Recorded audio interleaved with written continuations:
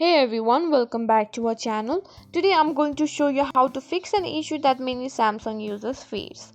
Not being able to use mobile hotspot while data saver is turned on. Let's dive right to it. First, let's verify the issue. Try to turn on your mobile data while data saver is enabled.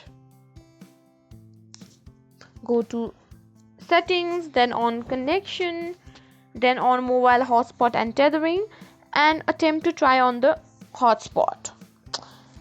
You might see an error message pop up saying you can't use the hotspot with data saver turned on. To fix this, we'll need to adjust some settings in data saver. Go back to main settings menu and tap on connection. Then tap on data usage. Now tap on data saver.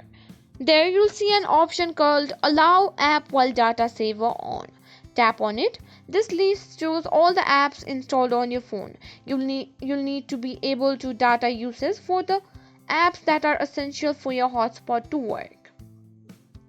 Make sure to enable data uses for settings, mobile hotspot and tethering. This should allow your mobile hotspot to function even when data saver is on.